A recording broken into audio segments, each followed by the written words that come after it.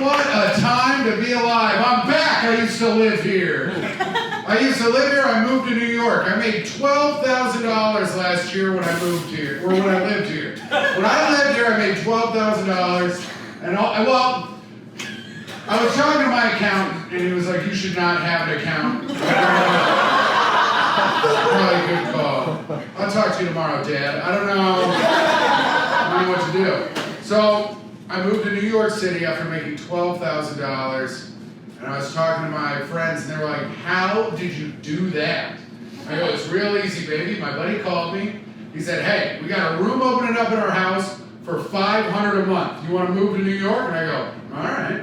Because when you have $12,000, you don't really have anything really holding you to where you're at. You know? So I was like, yeah, I can just go. So in 3 weeks I left. I was gone. In 3 weeks, got to New York. Boy, oh boy, did he oversell the word room. Holy shit. Room, strong word for what I got going on. I have 2 real walls. 2 walls. 2 walls. You guys want to guess what the other 2 walls are? Curtains. You'd think they would be. I worked in the window coverings industry for 17 years. You'd think, hey, the guy who hung curtains for 17 years would throw them up. No, blankets, absolutely. I'm a 32-year-old man living in a blanket fort. I live in a basement with another man. There's another man down there. He has 3 walls. He's been on television. You think the Colbert Show's gonna help you out? No, you're sharing a basement with me.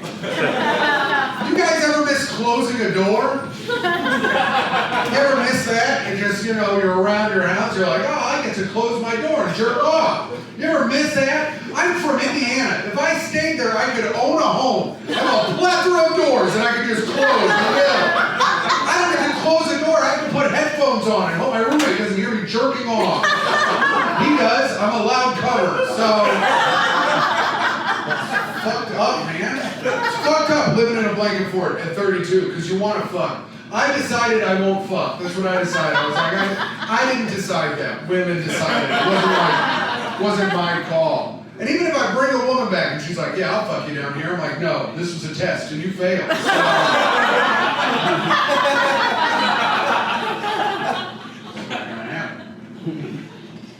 I don't know, man. I want money. That's what I want it bad. I don't know how to make it because I'm fucking dumb. I'm dumb.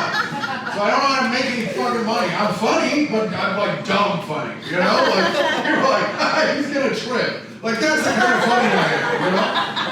Like, I had to Google what is it called when it's a painting of a person. It's a portrait. I had to look that up.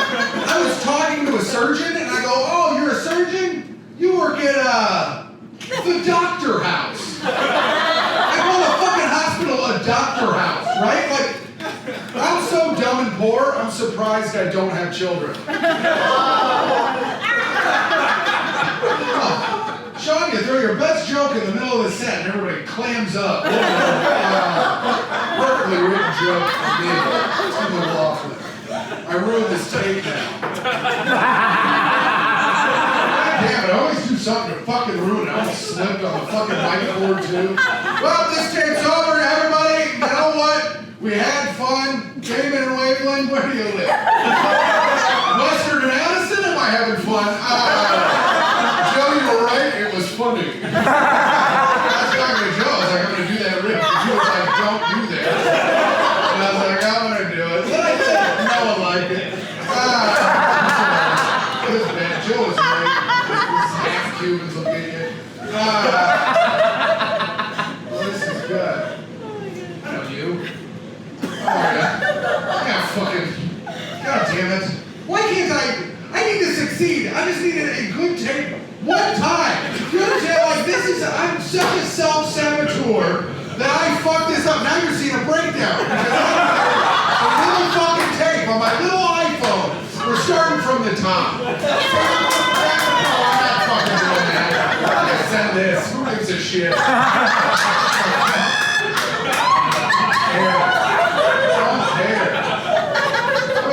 We can have a maniac on the show. Who cares? I do have some good stuff happening in my life. Like all my friends I grew up with, I used to be the richest one because I had a full-time job since I was like 14, right? So when you're 14 and you make $10 an hour, you're the richest one of your friends till you're like they're out of college, right? And then your dad continues to pay you $10 an hour, and your friends have real jobs, right? So I became the poorest person I knew from 22 till now. So my 10-year anniversary right now of being the poorest person I know is happening. But my best friend in the world, thank you very much. That's a great clap. Really muffled by your sleeves. Next time, let's throw your hands out of there and get them together. My best friend in the whole world. We've been best friends since 3rd grade. His wife just left him for another man, right? So, bad for him, great for me. Because we went on an all-expenses-paid vacation to Disney World. And by we, I mean I. And expenses, I mean he paid for it, right? He paid for everything. We're going to Italy and Germany in September. And I'm not paying for shit. Have you guys ever been someone's wife now? It's incredible. We drank around the world in Epcot. He blacked out, called me Gabby. First time I fell in love in 2 years. Oh, I can't wait. I've never been out of the country. I don't think I should. I don't think I should go out of the country. I think I'm like the guy where everyone's like, this fucking American. And I think that's crazy. I think I'm that guy where I'm going to be in a bar and be like, so what the fuck do you kiddies do out here in Italy? And I'm going to be like, that's not a slur here. That's in New York, and take it to your pizza place. Don't say it here. I go, I'm going to say it at my pizza place, they're all Mexican. And then they're like, all right. That's very funny.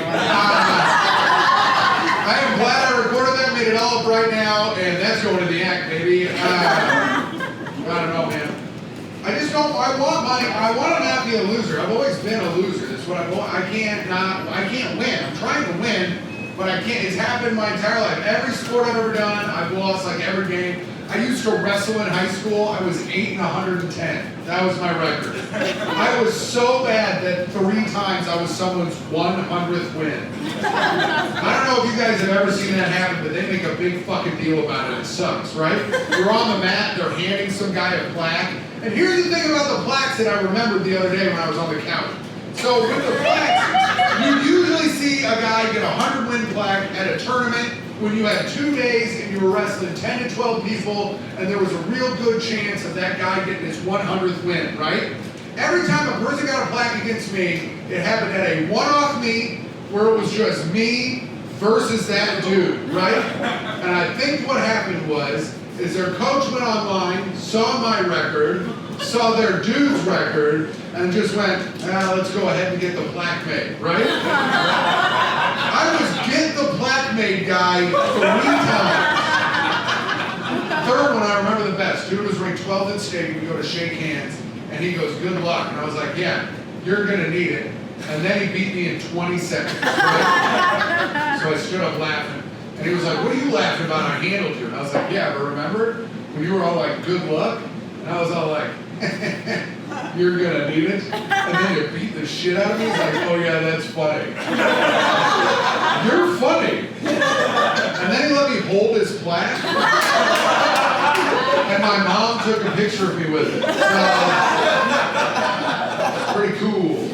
That happened in LaPorte, Indiana, which is a suburb of Chicago. On the Indiana side, they like to say that they live in Chicago. So, LaPorte, Indiana, this is important. I was doing this joke at the comedy bar here in Chicago. I was doing the joke there, and this woman in the audience goes, I bet it was my brother. And I go, what? She goes, I bet that guy who beat you was my brother. I go, lady, it wasn't your fucking brother. She goes, I bet it was. I go, okay, what years did your brother wrestle? And she goes, 2001 to 2005. And I was like, cool, not a good start for me, right? I was like, what weight did your brother wrestle? She was like 152 pounds. I was like, great, strike 2 for the tipster. And then I said the most important question.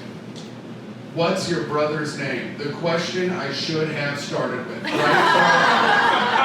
And she said, Tony Garza. And I was like, motherfucker. It was her brother, right? It was her brother. And you know how I know? Because in the picture that my mom took, if you look close, it says, "Congratulations, 100 wins, Tony Garza." And I was like, smiling, having a nice time, you know? So I asked her how he was doing, because LaPorte's like a shithole, so I was hoping like bad or on heroin or dead. Like, I was hoping he was bad, doing bad. And I was like, "How's your brother doing?" She's like, "Oh, he's great. He has a beautiful wife, 3 kids, he lives in a huge house." And I was like, "That's cool, I live in a blanket fort." And she was like, yeah, he's doing absolutely fantastic. And I was like, "Hold on a second. Do you think that he'd let my mom take a picture of me in front of the house with his wife and kids?" Well, like her Christmas photo, you know?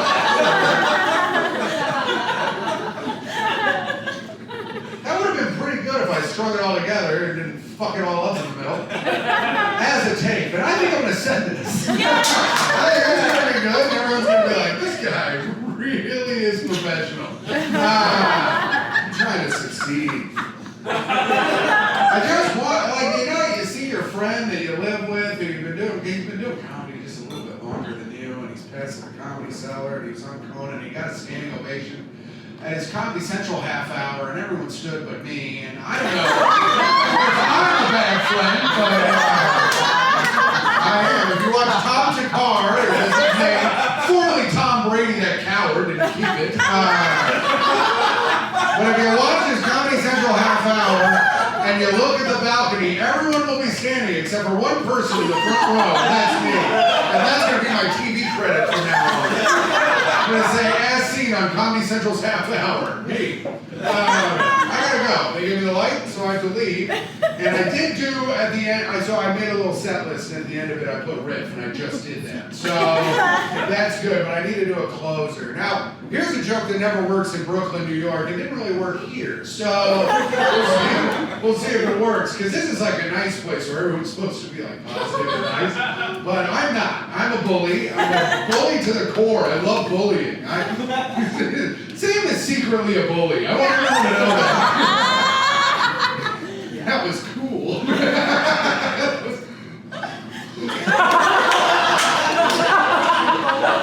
also dying of AIDS-related cancer, so